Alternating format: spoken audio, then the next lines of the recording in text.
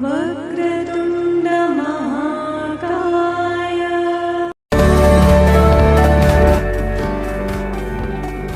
Hello friends, welcome to our channel. ఇప్పుడు ఈ కథ ఏమిటో చూద్దామా. అనగనగా ఒక ఊళ్ళో ఒక ఆవుల మంద ఉంది. ఆవులన్నిటినీ రైతు మేతకు వదిలి అతను పొలం వెళ్తాడు.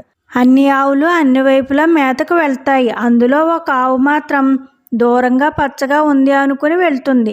అక్కడ పెద్దగా ఏమీ ఉండదు. దొరికిందే తింటుంది. మళ్ళీ చుట్టూ చూస్తుంది. కొంచెం దూరంలో గడ్డి కనిపిస్తుంది. అక్కడికి పరిగెత్తుకుని వెళ్తుంది. అక్కడ కూడా ఏమీ దొరకదు.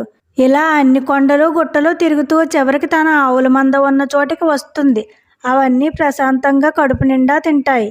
ఈ ఆవు మాత్రం ఎక్కడ ఏమి దొరుకుతుందా అని చెంచులంతో తిరుగుతూ సమయం అంతా వృధా చేస్తుంది. చివరిగా తిందామనేసరికి రైతు వచ్చి ఆవులన్నింటినీ తీసుకుని వెళ్ళిపోతాడు. అన్ని ఆవులు కడుపు నిండా తినడంతో హాయిగా పడుకుంటాయి. ఈ ఆవు మాత్రం ఆకలితో నిద్ర పట్టక బాధపడుతూ ఉంటుంది. ఈ కథలో నీతి: మనిషి ఎప్పుడూ చంచలంతో ఉంటే ఏ పని కూడా సరిగ్గా జరగదు. ప్రశాంతంగా ఆలోచించగలిగితేనే ఏ పనైనా కరెక్ట్గా అవుతుంది.